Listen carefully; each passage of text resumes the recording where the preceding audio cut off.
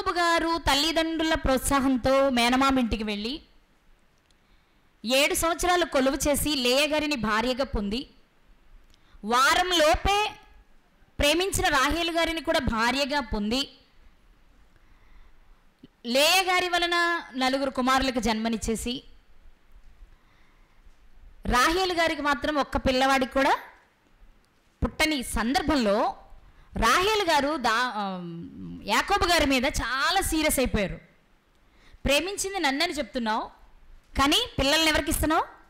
అక్కకి ఇస్తున్నావు. నాకు పిల్లలు కావాలి, ఏం చేస్తావు చెయ్యి అని ఆమె చాలా సీరియస్ అయితే అంతకంటే మించి సీరియస్ అయ్యారు యాకోబు గారు. పిల్లల్ని ఇవ్వడానికి దేవునికి ప్రతిగా ఉన్నానండి నేను, నన్ను అడుగుతున్నావేంటి, నువ్వెవరిని అడగాలి?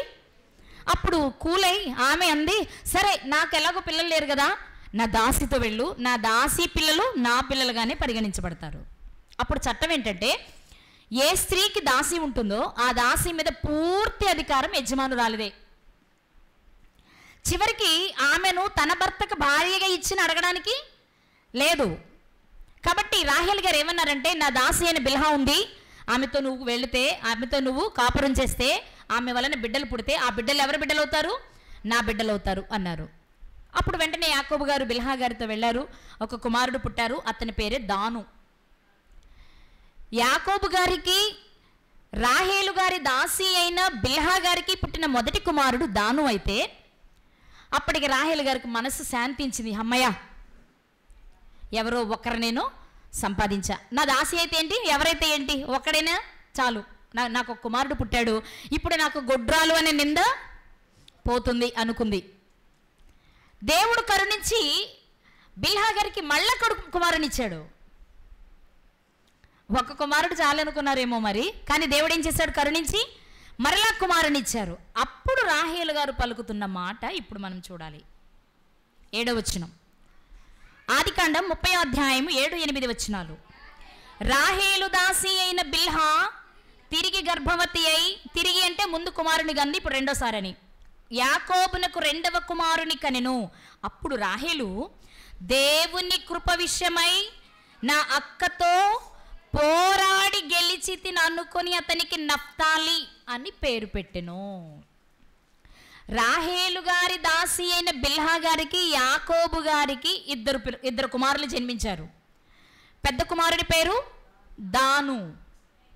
మనం గతంలో మాట్లాడుకున్నాం, సంసోను గారి జీవితాన్ని మాట్లాడుకుంటున్నప్పుడు దాను గోత్రం గురించి యాకోబు గారు ఏమి దీవెనిచ్చారు, మోషే గారు ఏమి దీవెనిచ్చారు అని మాట్లాడుతూ సింహపు గుండె వంటి గుండె గలవాడని, ఒక్క మాటలో చెప్పాలంటే దాను గోత్రంలో నుండి వచ్చినటువంటి సంసోను గారిని గురించి ముందే ప్రవచనం ఉందా అనుకున్నట్లుగా మాట్లాడుకున్నాం మనం. ఇప్పుడు వారిద్దరికి జన్మించిన మరొక కుమారుడు ఎవరు అంటే నఫ్తాలి. ఇతని జీవితం మనకేమి నేర్పిస్తుంది అంటే, ముందుగా అతడు పుట్టగానే అతని తల్లికి యజమానురాలైన రాహేలు గారు ఏమంటుంది అంటే, దేవుని కృప విషయంలో నేను నా అక్కతో పోరాడి గెలిచాను, నా అక్క దేవుని కృపను పొందుకుంది, 4 బిడ్డలకు జన్మను ఇచ్చింది, కానీ దేవుని కృప నాకే దూరమైంది అనుకున్నాను, నేను పోరాడా, సాధించా, ఏం చేశాను, ఒక కుమారుణ్ణి సంపాదించుకున్నా, అంతేనా, 2వ కుమారుని కూడా సంపాదించుకున్నా. ఓకే, దేవుని కృప పొందడంలో నేను విజయురాలనయ్యాను కాబట్టి, నేను విజయం సాధించడానికి నఫ్తాలి పుట్టాడు కాబట్టి, పుట్టిన ఈ కుమారునికి పోరాడి గెలుచువాడు అని అర్థమిచ్చే నఫ్తాలి అనే పేరు పెట్టింది ఆవిడ.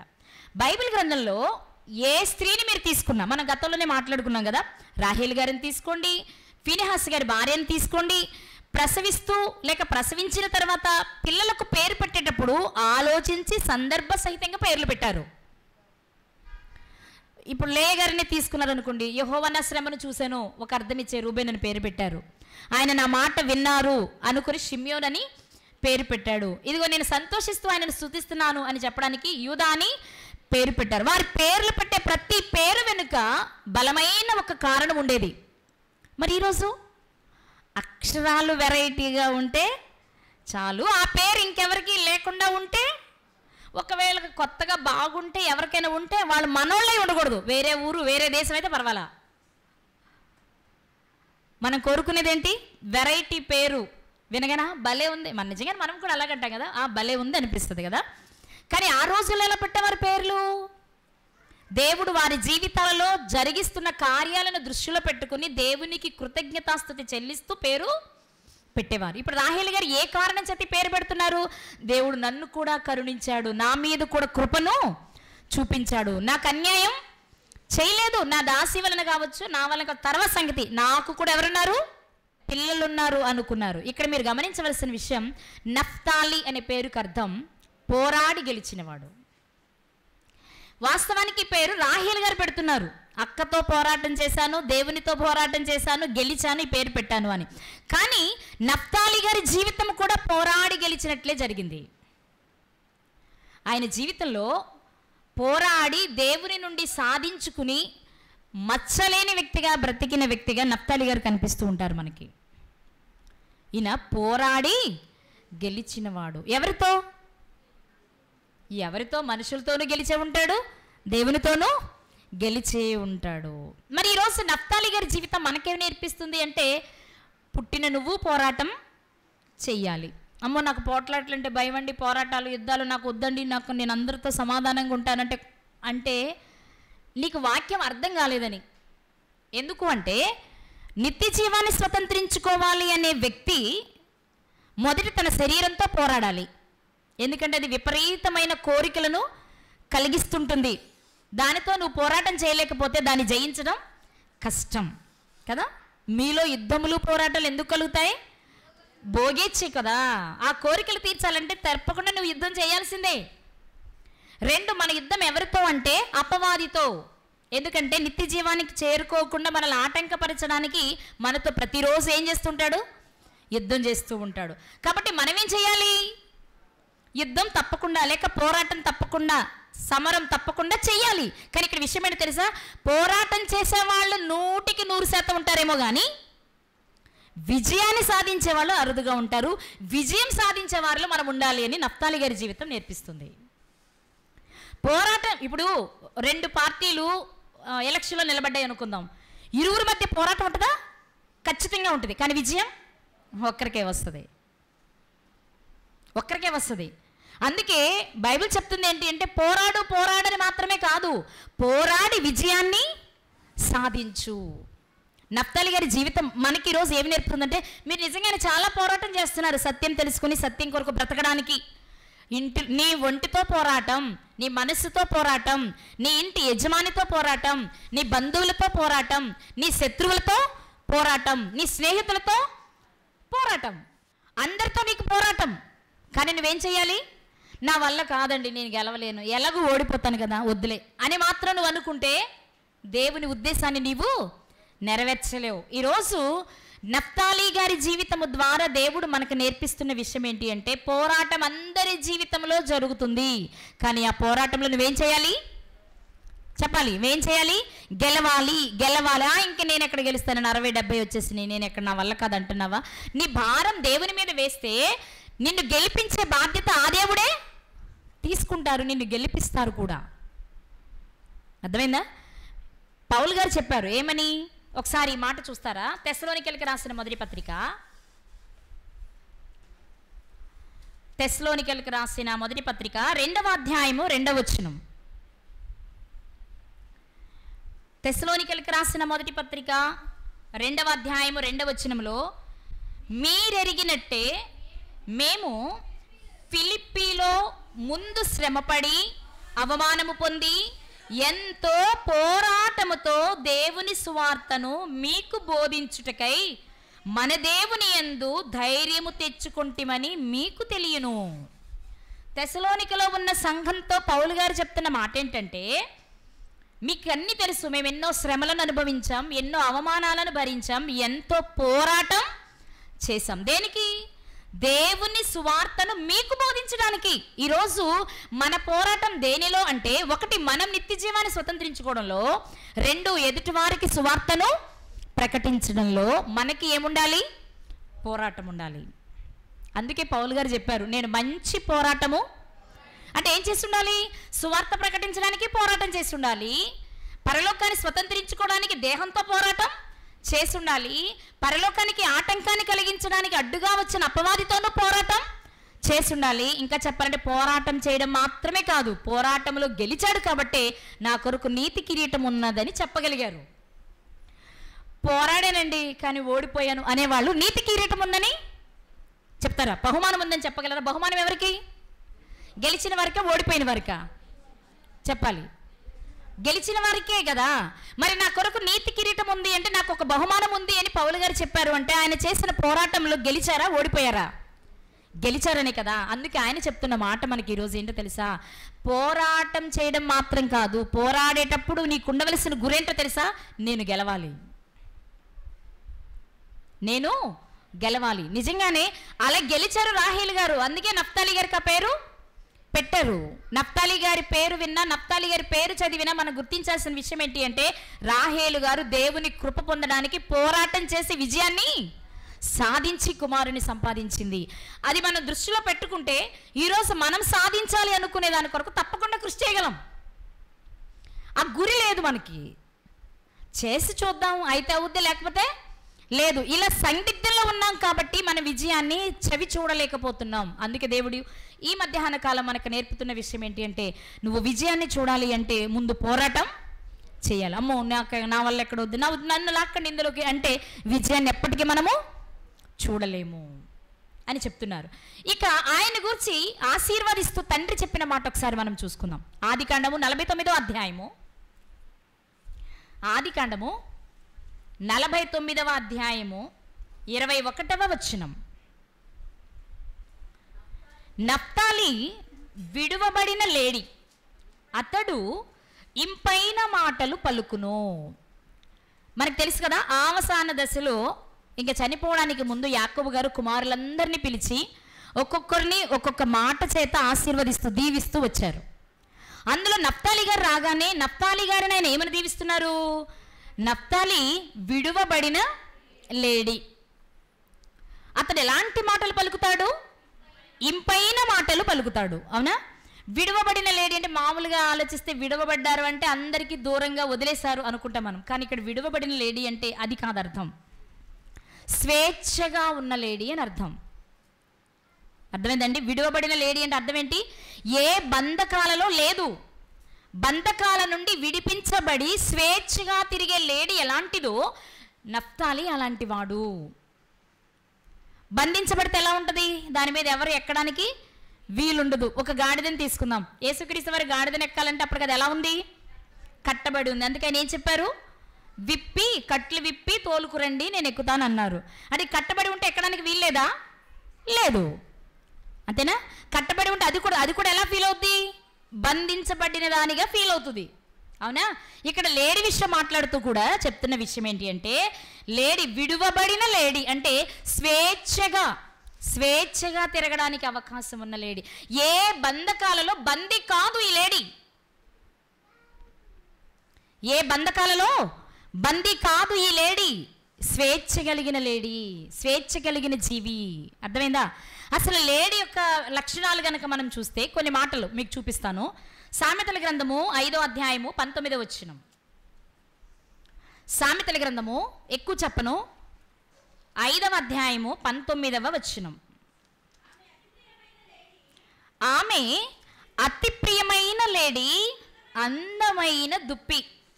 ఈ రెండు ఒక జాతివే, లేడి దుప్పి. ఇక్కడ మాట్లాడుతూ భార్యను ఉద్దేశించి చెప్తున్న మాట. ఒక భార్య ఎలా ఉంటుందంటే అతి ప్రియమైన లేడి, అందమైన దుప్పి. అంటే లేడిని లేక దుప్పిని ఎలా పోలుస్తున్నాడంటే అతి ప్రియమైనదిగాను అందమైనదిగాను పోలుస్తున్నాడు. నిజమే కదా? లేడి అందంగా ఉంటుందో చూస్తే? అవును కదా? మాట్లాడేంటి? ఆ లేడి బొమ్మలు తెచ్చుకొని పెట్టుకుంటాం కదా మనం మన ఇళ్లల్లో. అతి ప్రియము అంటే ఎంతో ప్రేమను పొందేది, ఎంతో ఇష్టాన్ని పొందేది, అంతేకాదు చాలా అందమైనది. ఎవరు? లేడి. లేడి అందమైనది. అది కట్లను విప్పుకొని ఉంటే దానికి స్వేచ్ఛ, మనకు కూడా చాలా బాగుంటుంది. బంధించబడిన వాటిని చూసేటప్పటికి విడిపించబడిన వాటిని చూసే వాటికి చాలా వ్యత్యాసం ఉంటుంది అనమాట. నఫ్తాలి గారిని గురించి తన తండ్రి చెప్తున్న మాట. నఫ్తాలి ఎలాంటి వాడంటే బందీ అయిన వ్యక్తి కాదు, బంధించబడిన వాడు కాదు. బంధకాల నుంచి బయటకు వచ్చి అందరి ఇష్టాన్ని పొంది అందరి చేత అందగాడు అనిపించుకునేవాడు నఫ్తాలి. అతని నుంచి మనకేం నేర్పిస్తున్నారంటే మనం కూడా పాపం అనే చెరలో బంధించబడిన వారం నిన్న మొన్నటి వరకు. అవునా? ధర్మశాస్త్రం అనే బంధకాలలో బందీ అయిన వారం మొన్నటి వరకు. అలాంటి బంధకాలలో నుంచి బయటకు వచ్చిన తర్వాత మన అందం రెట్టింపవ్వాలి, మనల్ని చూస్తే అందరూ మనల్ని ఇష్టపడాలి. కానీ అలా ఉందా? ఇప్పటికంటే అప్పుడే బెటర్ అండి బాబు, కొంచెం బాగుండేవాళ్ళు. ఇప్పుడేంటి వాక్యం తెలుసంట ప్రారంభం కంటే దారుణంగా ఉన్నారు అనుకునే పరిస్థితి మనలో ఉండకూడదు. ఎందుకంటే మనం విడిపించబడిన వారం. విడిపించబడిన వారు అందంగా కనిపించాలి. బైబిల్ గ్రంథాలు మనకి చాలా అందగాళ్ళు కనిపిస్తారు. సారా గారు, రిబ్కా గారు, రాహేల్ గారు, ఎస్తేర్ గారు, అబిగైల్ గారు, వీళ్ళందరూ ఎవరు? మాట్లాడరేంటి? అందగాళ్ళే కదా. వీళ్ళందరి యొక్క ప్రధాన కారణం ఏంటి అంటే లోపల పరిశుద్ధత ఉంది, దేవుని ఆశ్రయించే మనసు వారికి ఉంది, ఆత్మీయ సౌందర్యం కలిగిన వారంతా. విడిపించబడ్డావు అంటే నీవు కూడా ఎక్కడికి వచ్చావు? పవిత్రతలోనికి వచ్చావు, పరిశుద్ధతలోనికి వచ్చావు, దేవునికి అనుకూలమైన స్థితిలోనికి నీవు వచ్చావు. అప్పుడు నీ అందం ఏమవ్వాలి? రెట్టింపు అవ్వాలి. అందం రెట్టింపైన అందాన్ని చూడగానే అందరూ నిన్ను ఇష్టపడాలి. అవునా కదండి? ఒక అందమైన అమ్మాయి రోడ్డు అంటే వెళ్తుంది అనుకోండి, 10 మంది కుర్రోళ్ళు ఉన్నారనుకోండి, నా ఒక్కడికి ఆమె అంటారా కుర్రోళ్ళు? అమ్మాయి నాది, నేను అమ్మాయిని చేసుకుందాం అనుకుంటున్నా, నేను అమ్మాయిని ప్రేమించాలనుకుంటున్నా, నేను అమ్మాయితో ఫ్రెండ్షిప్ చేయాలనుకుంటున్నా, అమ్మాయి జోలికి నువ్వు పోవద్దు అని కొట్టుకుంటున్నారంటే అర్థం ఏంటి? అందరికీ ఆమె నచ్చిందని. ఎందుకు నచ్చింది? అందంగా ఉంది కాబట్టి. లోక సంబంధంగానే అందమైన అమ్మాయి కనిపిస్తే నాది అని పోరాడుతున్నావు కదా. మరి ఆత్మ సౌందర్యం కలిగినప్పుడు నేను ఆమెతో ఫ్రెండ్షిప్ చేయాలండి, ఆమె చాలా ఆధ్యాత్మిక అందం కలిగిన ఆవిడతో నేను ఎక్కువసేపు మాట్లాడాలి, ఆమెతో నేను ఎక్కువ సహవాసం చేయాలి అనిపించాలిగా. మరి మనకి అనిపించాలా వద్దా? మాట్లాడరేంటి? కానీ అనిపిస్తుందా? వద్దండి బాబు, ఇదివరకే నయం, ఇప్పుడు మనకు అసలు ఏ రకంగానూ సరిపడినట్టు లేదు, వద్దొద్దు అనిపించుకుంటుంది మన మనసు. కానీ వాక్యం సెలవిస్తుంది, నఫ్తాలి గారిని గురించి తండ్రి ఏం చెప్తున్నాడంటే, నా కొడుకైన నఫ్తాలి విడువబడిన లేడి వంటి వాడు. అంటే ఆ ఒక్క మాటలో లేడికున్న లక్షణాలన్నీ మనం జ్ఞాపకం చేసుకుంటే కానీ నఫ్తాలి ఎలాంటి వారని యాకోబు గారు చెప్పారంటే మనకు అర్థం కాదు. అంటే యాకోబు గారి దృష్టిలో నఫ్తాలి గారు ఎవరన్నమాట? అందగాడు, అందరి ఇష్టాన్ని పొందేవాడు. వింటున్నారన్నమాట? అందగాడు, చెప్పండి. అందగాడు, అందరి ఇష్టాన్ని పొందేవాడు. మనం చూసుకున్నాం కదా సామెతల గ్రంథంలో. ఏం చూసుకున్నాం? అతి ప్రియమైన లేడి, అందమైన దుప్పి. అలాగే లేడికున్న మరొక లక్షణం ఏంటి అంటే 6వ అధ్యాయం 5వ వచనం. సామెతల గ్రంథము 6వ అధ్యాయము 5వ వచనం. వేటకాని చేతి నుండి. అదేంటి? అన్ని జంతువులు తప్పించుకునే ప్రయత్నం చేయవా? శత్రువు వస్తే ప్రతి జంతువుకి భయం కాదా? సింహం వచ్చిందనుకోండి, లేడుకు ఒక్కదానికి భయమా? కుందేలుకి భయమేదా? నక్కకి భయమేదా? చెప్పరేంటి? అన్ని జీవులకి భయమే కదా. కానీ తప్పించుకునే విషయంలో మిగిలిన జీవుల కంటే, మిగిలిన జంతువుల కంటే యుక్తిగా ప్రవర్తించేది ఏదంటే లేడి అట. లేడి బాగా మీరు వినాలి, దానిని వేటాడడానికి వస్తే సింహం చిటికలు తప్పించుకోగలదట. గతంలో కూడా నేను ఒకసారి మాట్లాడాను, దుప్పి నీటి వాగుల కొరకు ఆశించినట్లు అన్నప్పుడు. అసలు అది ఎంత స్పీడ్గా వెళ్ళిపోద్దంటే శత్రువు చేతుల నుంచి క్షణాలు రెప్పపాటులో మిస్ అయిపోద్ది అనమాట. తరుముకుంటూ వెళ్ళిన ఎక్కడ చేతికి చిక్కదు. ఎందుకంటే అన్ని జంతువులలో కంటే తప్పించుకోవడంలో లేడిదే పై చేయి. అందుకే లేడి తప్పించుకున్నట్లు అని వ్రాయబడింది. అయితే ఇన్ని రకాల జంతువులు ఉండగా లేడి పేరే రాయవలసిన అవసరత లేదు. కానీ దానికి చాలా యుక్తి కలిగినదనమాట. అంటే అక్కడ అర్థం ఏంటంటే, నా కుమారుడైన నఫ్తాలి విడువబడిన వారు ఎలా ఉంటారు, విడువబడిన లేడి ఎలా ఉంటుందో, లేక కడగబడిన లేడి ఎలా ఉంటుందో, లేకపోతే పాపం నుండి బయటకు వచ్చిన వారు పవిత్రంగా ఉన్నవారు ఎలా ఉంటారో, పవిత్రుడైన తరువాత నా కుమారుడైన నఫ్తాలి మరలా పాపంలో పడాలి అంటే పడకుండా తప్పించుకోగలిగిన చాకచక్యం కలిగిన వాడు. ఆ యుక్తి తెలుసు నా కొడుక్కి. అందుకే నువ్వు విడువబడిన లేడివి, స్వేచ్ఛగా బ్రతుకుతావు. అంత మాత్రాన స్వేచ్ఛగా ఉన్నావని పాపములు పడేవాడివి కాదు. పాపములు పడవేయడానికి అపవాది నిన్ను ఒకవేళ ప్రోత్సహించినా ఎలా తప్పించుకోవాలో అతనికి బాగా తెలుసు. అంతేకాదు ఆయన గురించి మాట్లాడిన మరొక మాట పరమగీతములు 8:14. పరమగీతములు పరమగీతములు 8వ అధ్యాయము 14వ వచనం లాస్ట్ మాట చదువుదాం. గంతులు వేయు లేడి పిల్లవలే ఉండుము. గంతులు వేసేది ఏదట? ఏం మిగిలిన గంతులేవా? మేకైదా? పిల్లైదా? కోడైదా? చెప్పండి. వేస్తుందా? గంతులు వేసే లక్షణం ఉందా? కానీ వాటన్నిటి గంతుల కంటే లేడి గంతు చాలా అందంగా ఉంటుంది అన్నమాట. గంతులు వేయడము అనేది ఆనందానికి చిహ్నం. ఆనందంతో గంతులు వేసని అంటాం పదాలు వాడుతున్నప్పుడు మనం.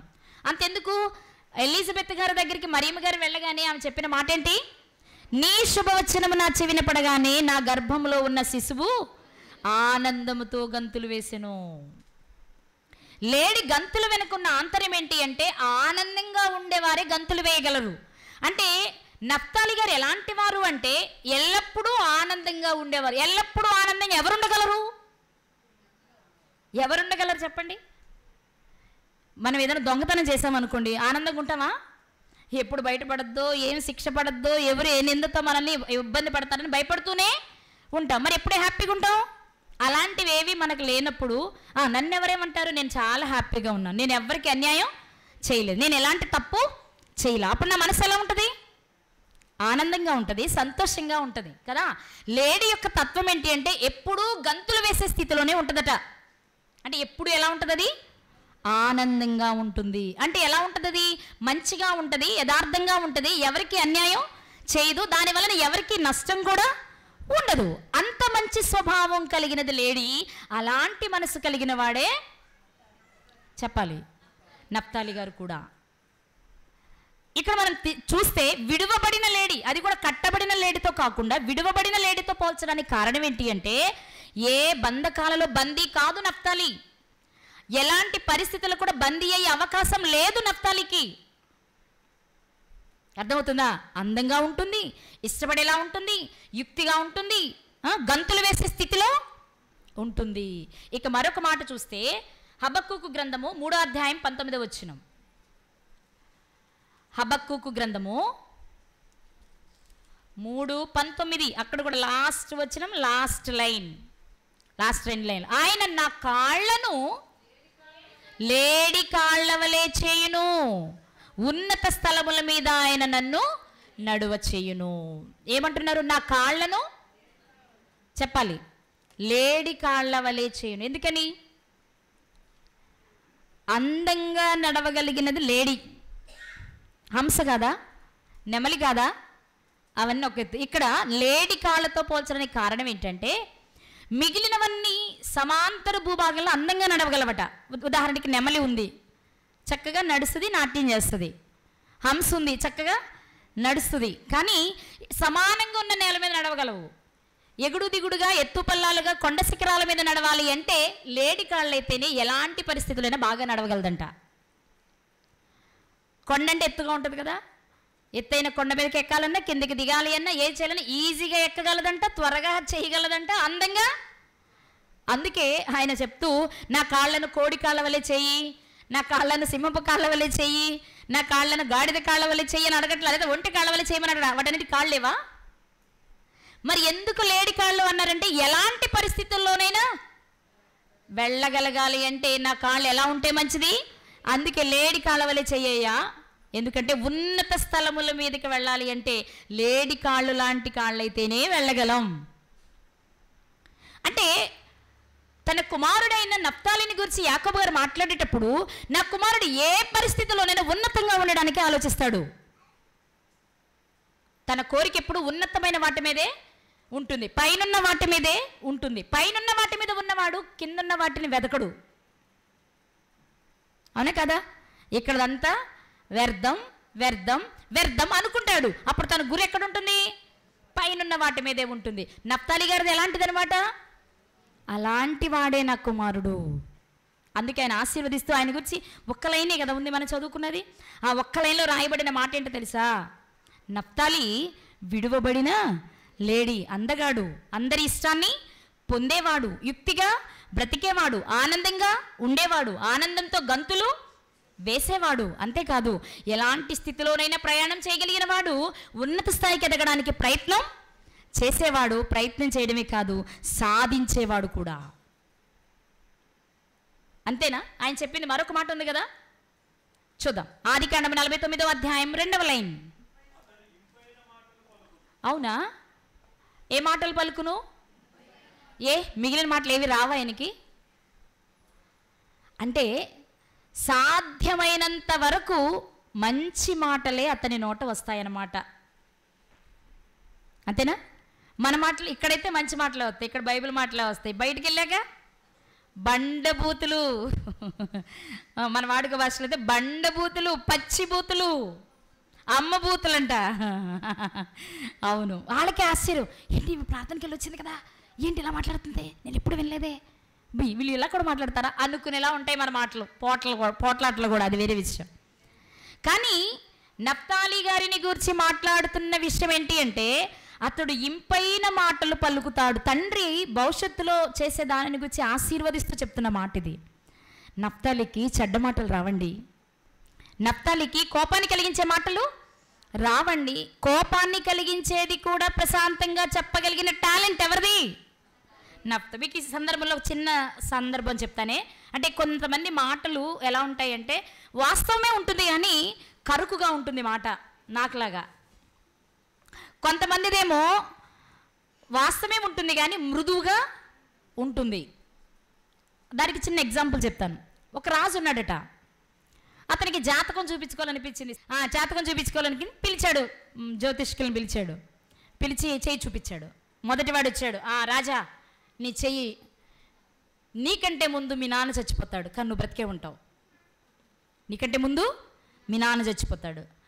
రాజా నీకంటే ముందు మీ అమ్మ చచ్చిపోద్ది, నీకంటే ముందు నీ భార్య చచ్చిపోద్ది.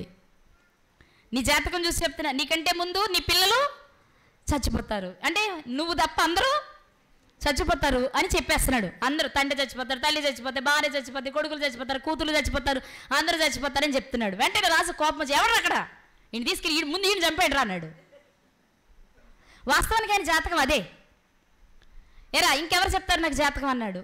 మరి ఇంకో జ్యోతిష్కుడు వచ్చాడు, వణుకుతూ ఏం చెప్పాలరా బాబు, ముందోడు చెప్పింది రైట్ అయ్యి ఉంటుంది కదా, వాడికి జ్యోతిష శాస్త్రం తెలుసు కదా, ఇప్పుడు నేను కూడా అదే చెప్పాలి కాబట్టి నా పరిస్థితి ఏంటి అనుకుంటూ వచ్చి చూసి, రాజా అన్నాడు. ఏరా ఏంటి నీది అదేనా? కాదు రాజా, మీరు ఎంత అదృష్టవంతులంటే మీకంటే ముందు మీ నాన్న చనిపోయినా సరే నువ్వు బ్రతికే ఉంటావు. మీ ఆయుష్ ఎంత ఆయుష్, మీది దీర్ఘాయుషు. అర్థమవుతుందా?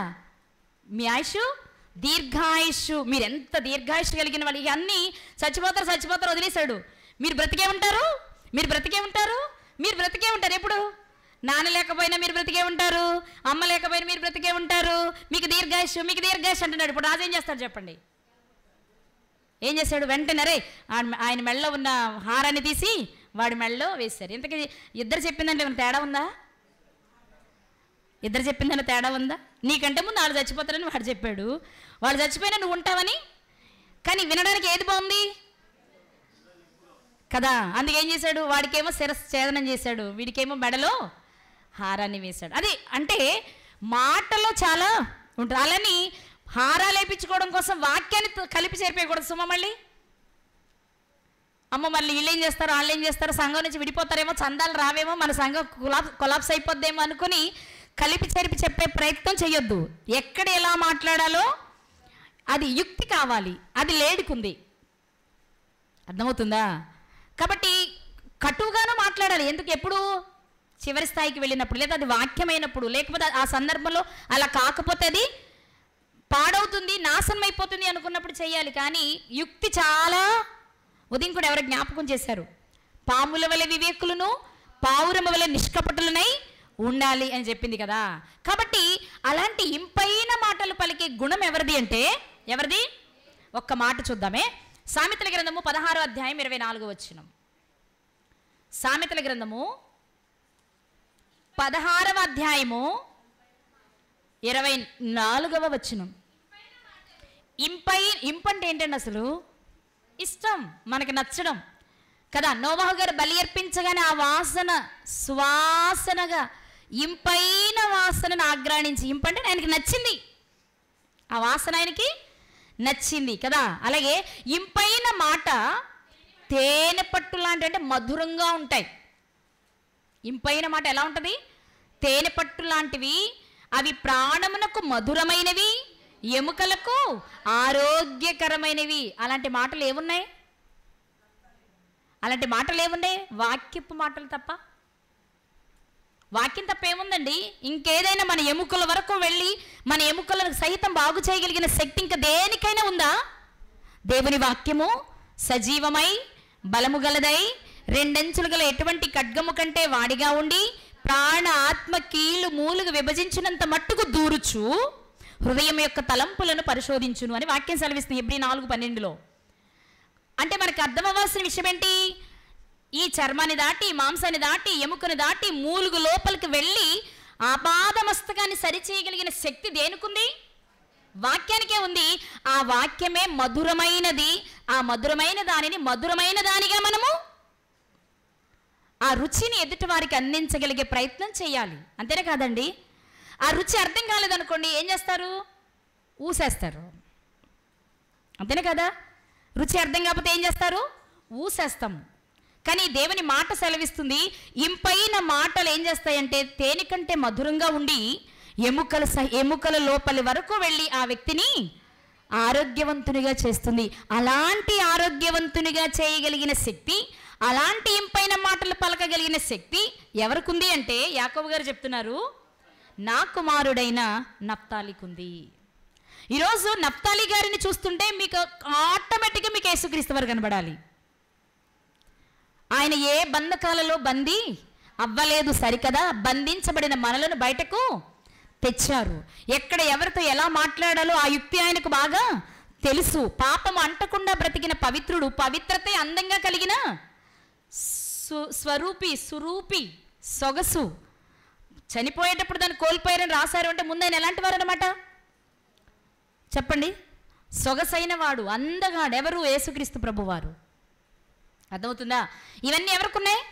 యేసుక్రీస్తు ప్రభు వారికి. ఒక్క మాటలో చెప్పాలి అంటే యాకోబు గారు నఫ్తాలి గారిని ఆశీర్వదించిన ప్రతి ఆశీర్వాదాన్ని మనం వెతుకుతున్నప్పుడు ఈ లక్షణాలన్నీ మనకు ఎవరిలో కనిపిస్తాయి అంటే యేసుక్రీస్తు ప్రభు వారిలో కనిపిస్తూ ఉంటాయి. ఎవరైతే అలా ఉండగలుగుతారో, ఎలా బంధకాలలో నుంచి బయటకు వచ్చి యుక్తిగా బ్రతుకుతూ, అందంగా బ్రతుకుతూ, తెలివిగా బ్రతుకుతూ, మరొకరికి అందాన్ని, ఆనందాన్ని, లాభాన్ని చేకూర్చేలా బ్రతుకుతారో అలాంటి వారందరూ ఇంపైన మాటలు పలకగలరు. ఇంపైన మాటలు పలికిన వారందరూ ఎదుటి వారిని రక్షించగలరు. ఇది యాకోబు గారు దీవించిన దీవెన. మరి ఇదే దీవెన మోషే గారు కూడా దీవించారు కదా ఇశ్రాయేలు 12 మందిని. ఆయనేం దీవించారో చూసుకొని ముగించేసుకుందాం. నేను ద్వితీయోపదేశకాండము ఆఖరి అధ్యాయము, ద్వితీయోపదేశకాండము 33వ అధ్యాయము 23వ వచనం. ఎవరు? మోషే గారు పలుకుతున్నవి, మోషే గారు ఇస్తున్న దీవెన ఇది. మనం ఆల్రెడీ గతంలో ఆషేర్ గారి గురించి మాట్లాడుకున్నాం, దాను గారిని గురించి మాట్లాడుకున్నాం, ఇప్పుడు నఫ్తాలి గారిని గురించి మాట్లాడుకుంటున్నాం. నఫ్తాలి గారిని గురించి మోషే గారు ఏమంటున్నారంటే, కటాక్షము చేత తృప్తి నొందిన నఫ్తాలి, యెహోవా దీవెన చేత నింపబడిన నఫ్తాలి, పశ్చిమ దక్షిణ దిక్కులను స్వాధీనపరుచుకొనుము. నువ్వు కొంత భూమిని స్వతంత్రించుకో అని చెప్పే ముందు మోషే గారు చెప్తున్న మాట ఏంటో తెలుసా? కటాక్షము చేత తృప్తి పొందిన నఫ్తాలి. కటాక్షము అంటే కనికరము, జాలి, దయ, ప్రేమ, కృప. దేవుని కటాక్షాన్ని పొందిన నఫ్తాలి అని పిలుస్తున్నారు. మోషే గారు ఏమని పిలుస్తున్నారు? చెప్పాలి, త్వరగా ముగించుకుందాం. మోషే గారు ఏమని పిలుస్తున్నారు? దేవుని కటాక్షమును పొందిన నఫ్తాలి. ఎందుకు కటాక్షం పొందుంటారు చెప్పండి? విడిపించబడ్డారు కానీ బంధకాలలోనికి ఆయన వెళ్ళలేదు. ఇంపైన మాటలే పలికారు కానీ నొప్పించే మాటలైనా పలకలేదు. కాబట్టి నువ్వు ఎవరి కటాక్షం పొందావు? మనుషులది, దేవునిది కూడా. దేవుని కటాక్షాన్ని పొందిన నఫ్తాలి, యెహోవా దీవెన చేత నింపబడిన నఫ్తాలి. ఆయన కటాక్షం పొందితే మనుషులకు వచ్చేది ఏంటో తెలుసా? ఆశీర్వాదం. దేవుని ఆశీర్వాదాన్ని మనం పొందాలి అంటే ముందు దేవుని కటాక్షమును పొందాలి. ఆయన కరుణిస్తే, ఆయన కనికరిస్తే అప్పుడు మనకి ఏదైనా చెప్పాలి, ముగిస్తా నేను. దేవుడు కనికరిస్తే యెహోవా కటాక్షము నొందిన నఫ్తాలి, కటాక్షము వలన తృప్తి పొందిన నఫ్తాలి. అంటే దేవుడు ఏదిస్తే దానితో తృప్తి పొందగలిగిన మనసు నఫ్తాలి గారికి ఉంది.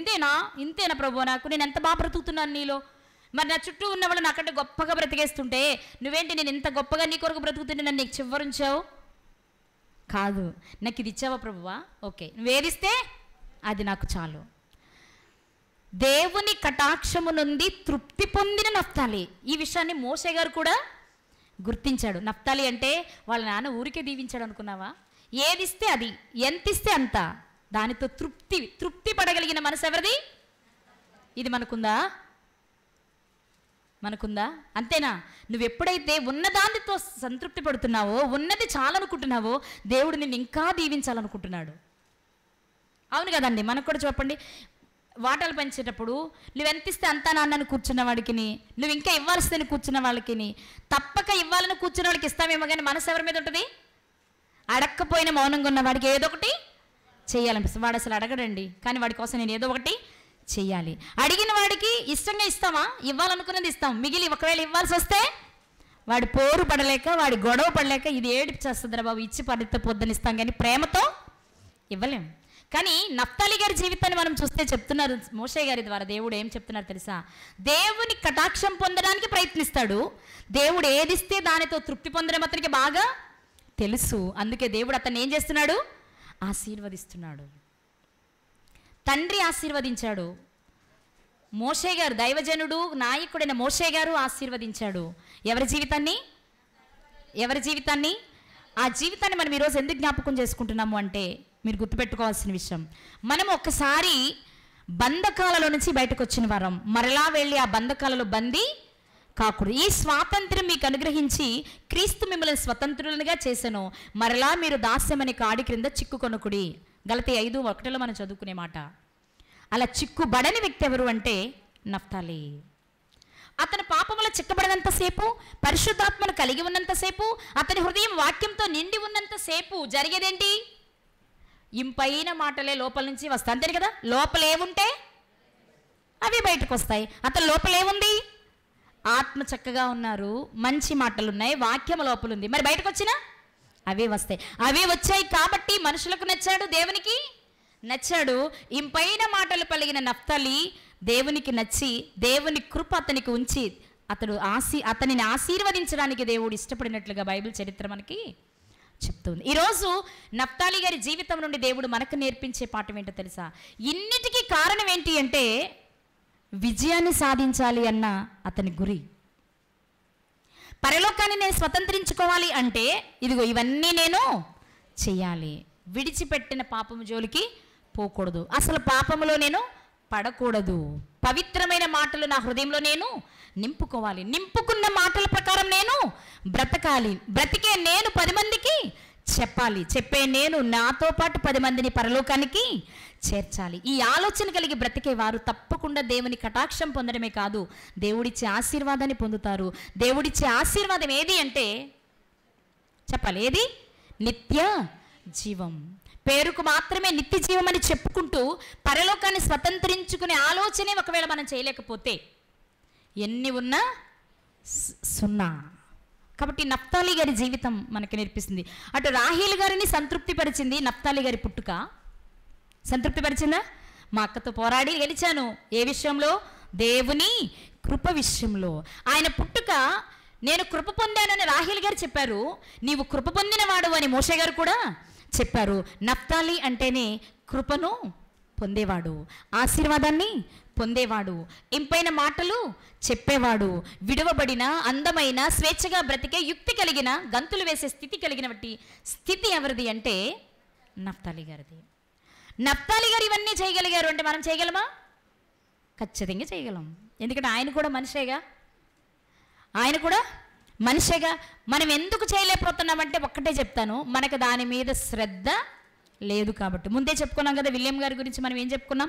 65 సంవత్సరాల వయసులో 4 సార్లు బైబిల్ని చదివిన వ్యక్తి. ఎలా చదవగలిగాడు? ఎందుకు చదవగలిగాడు? ఆసక్తి. ఏంటది?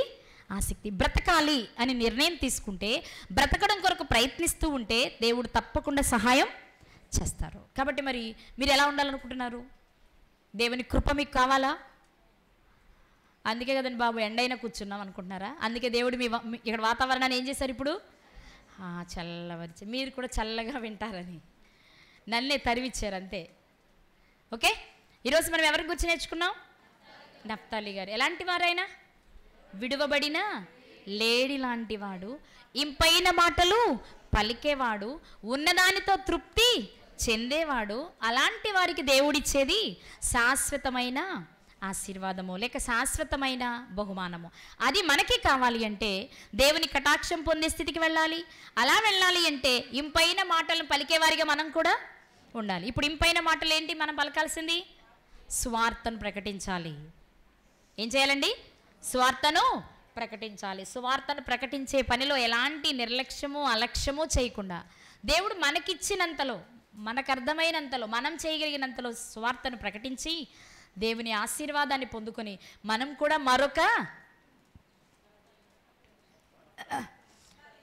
మరొక నఫ్తాలీలుగా మారాలి. మేము నఫ్తలమేనండి, నఫ్తాలీలం కాదు అంతేనా? మేము మెల్లగా వెళ్తాము అనుకుంటారా? మీ ఇష్టం. కానీ నఫ్తాలి గారిని గురించి ఒక తండ్రి కానీ, ఒక దైవజనుడు కానీ, ఒక దేవుడు కానీ ఇస్తున్న మంచి సాక్ష్యం ఏంటి అంటే, అతడు దేవుని కటాక్షమును పొందినవాడు, ఉన్నదానితో తృప్తి చెందినవాడు. మరి మనం ఉన్నదానితో తృప్తి చెందుదాం. ఉన్నదంటే భౌతికంగా ఇచ్చిన దానితోనే దేవుని కొరకు ఉన్నతంగా బ్రతుకుదాం, పరలోకాన్ని స్వతంత్రించుకుందాం. అలాంటి కృప దేవుడు మనందరికీ దయచేయునుగాక. ఆమేన్.